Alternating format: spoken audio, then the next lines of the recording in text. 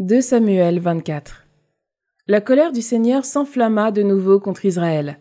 Le Seigneur incita David à nuire au peuple. Il lui dit : « Va, dénombre Israël et Juda. » Le roi dit à Joab, le chef de l'armée, qui était près de lui : « Parcourez toutes les tribus d'Israël, de Dan à Beersheba, et faites le recensement du peuple afin que je connaisse le chiffre de la population. » Joab dit au roi : « Que le Seigneur ton Dieu accroisse le peuple au centuple, et que mon Seigneur le roi le voie de ses yeux.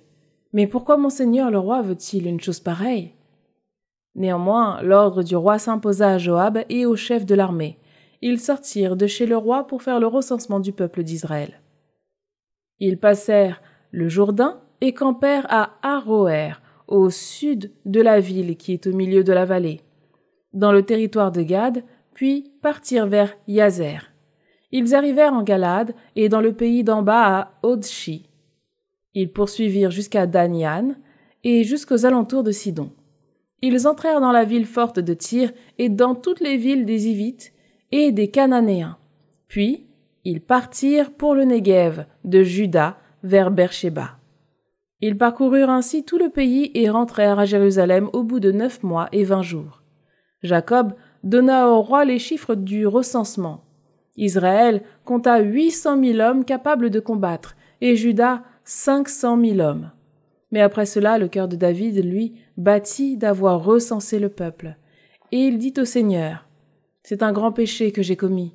Maintenant, Seigneur, daigne passer sur la faute de ton serviteur, car je me suis vraiment conduit comme un insensé. » Le lendemain matin, David se leva. Or, la parole du Seigneur avait été adressée au prophète Gad, le voyant attaché à David. Va dire à David : « Ainsi parle le Seigneur, je vais te présenter 3 châtiments. Choisis l'un d'entre eux, et je te l'infligerai. » Gad se rendit alors chez David et lui transmit ce message. « Préfères-tu qu'il y ait la famine dans ton pays pendant 7 ans, ou bien fuir devant tes adversaires lancés à ta poursuite pendant 3 mois, ou bien la peste dans ton pays pendant 3 jours ? Réfléchis donc, et vois ce que je dois répondre à celui qui m'a envoyé. » David répondit au prophète Gad : « Je suis dans une grande angoisse. Eh bien, tombons plutôt entre les mains du Seigneur, car sa compassion est grande, mais que je ne tombe pas entre les mains des hommes. » Le Seigneur envoya donc la peste en Israël, dès le lendemain jusqu'à la fin des 3 jours.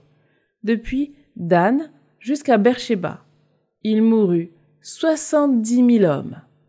Mais lorsque l'ange du Seigneur étendit la main vers Jérusalem pour l'exterminer, le Seigneur renonça à ce mal et dit à l'ange exterminateur : « Assez, maintenant retire ta main. » L'ange du Seigneur se trouvait alors près de l'aire au grain d'Arona de Jébuséen. David, en voyant l'ange frapper le peuple, avait dit au Seigneur : « C'est moi qui ai péché, c'est moi qui suis coupable, mais ceux-là, le troupeau, qu'ont-ils fait ?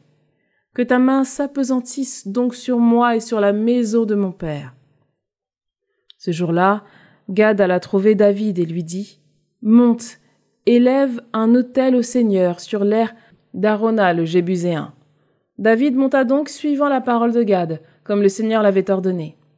Arona regarda et aperçut le roi et ses serviteurs qui se dirigeaient vers lui. Il sortit et se prosterna, face contre terre, devant le roi. Arona demanda alors : « Que mon Seigneur le roi prenne et offre en holocauste ce qui lui semblera bon. Voici les bœufs pour l'holocauste et pour le bois du feu, les traîneaux à battre le grain et les pièces de l'attelage. Ô roi, tout cela, Arona te le donne. » Puis il ajouta : « Que le Seigneur ton Dieu agrée ton sacrifice. » Mais le roi dit à Arona : « Non, je veux te l'acheter et t'en payer le prix. Je n'offrirai pas au Seigneur mon Dieu des holocaustes qui ne me coûteraient rien. » David acheta donc l'aire et les bœufs pour 50 pièces d'argent. Là, il bâtit un autel pour le Seigneur, puis il offrit des holocaustes et des sacrifices de paix. Le Seigneur redevint favorable au pays et le fléau s'écarta d'Israël.